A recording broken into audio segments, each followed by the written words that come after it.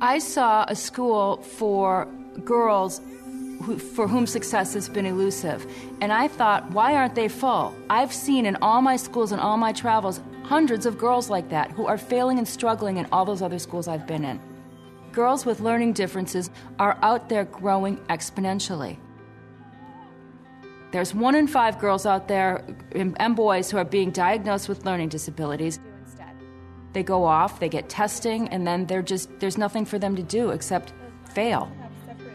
Schools to me were just one big maze. You know, I had to find my way out of things. I raised my hand and asked my teacher a question, and it was like he completely ignored me.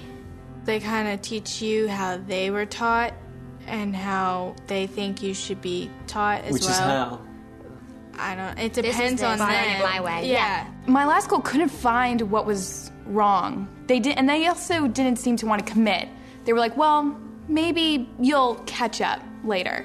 I didn't feel smart enough or good enough. I was told I was stupid and that I could never get anything done, so I just stopped going altogether.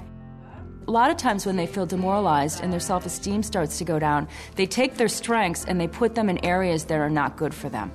I just got involved in a lot of life-threatening, risky stuff. I felt lost. My school system would not decide if I was extremely smart or extremely stupid. Like, they would, they noticed that I was really excelling, like first grade, and they put me in the Gifted and Talented program. Right after that, they put me on Ritalin because I wasn't paying attention in class because I was bored. People have told them they can't, they won't. And so, for me, that's robbery. What do you think would have happened to you if you hadn't come here?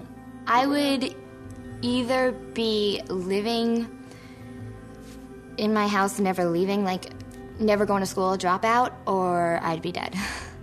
You think you'd be that? Yes.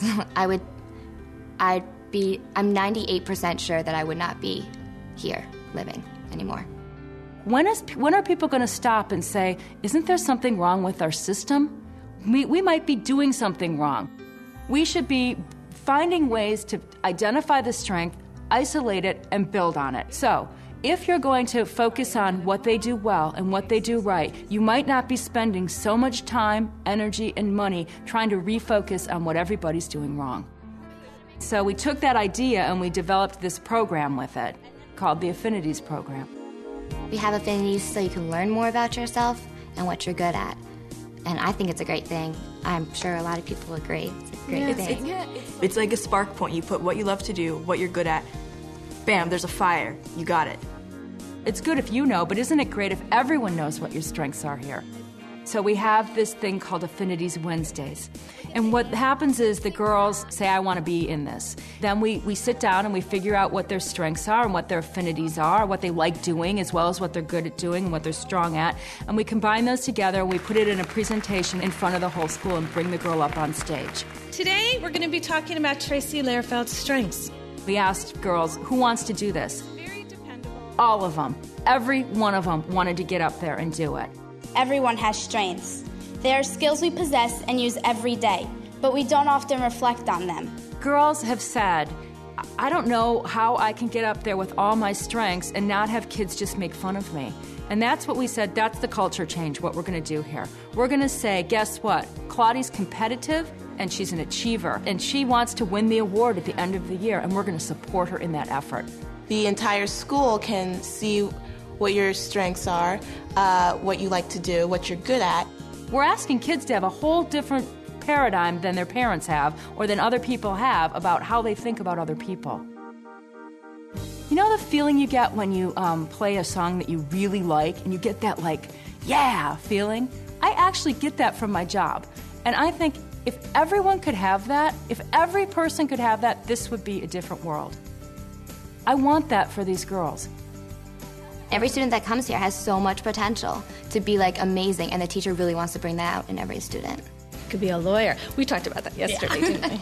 I wasn't really sure about college, and I was talking to one of my teachers about it, and he was like, no, you're going to college.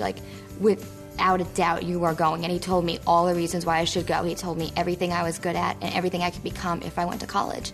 The teachers here, they want me to succeed in life, and they want me to go out and be a better person. They give you faith because everyone believes that you can do it. They don't just believe, they know. They know that everyone in this school is going to get somewhere someday. And it really gives us the strength to get out of here and do what we know we're going to be good at. Purnell has your flower just spread out, so you're more open and you get more information about yourself, and you become stronger, and you're also not afraid to face it when it rains outside, So you get tough here. If anyone says, oh, it's all fluffy what they're doing, it's not. It's totally rigorous. It completely bears out in the end in a student who is feeling like they have meaning and can go on and live a meaningful life. Ashley Seabra is an example of that. She had no self-esteem. She thought kids didn't like her and wouldn't like her, and she ended up getting in a lot of trouble, actually. And by coming here and actually given opportunities to develop her strengths so she could become a leader. My advisor had a conversation with me and had told me that with my grades, she didn't even know if county colleges would accept me. And they accept everyone. When my father wasn't speaking to me anymore because he was so done with having conversations with me about me doing horrible and me not caring, he gave me the choice of either you drop out of school or you go to Purnell. And I had visited Purnell before, so I applied. I knew that this was my last chance to be who I wanted to be. You know the feeling you get when you reach in the pocket of a coat and find what you think is a piece of paper, but is actually a $20 bill? Doesn't that feel great? You had the money all along, but you are so happy to rediscover it.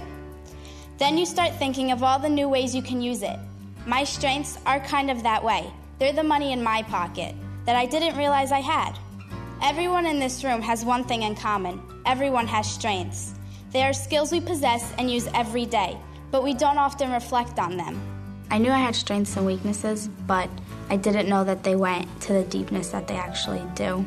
People usually come to talk to me, but I thought it was because I was just known to be friendly and easy to relate to.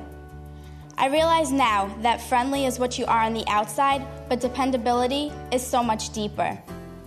As I thought about the idea of dependability, the image of a blossoming flower came to mind.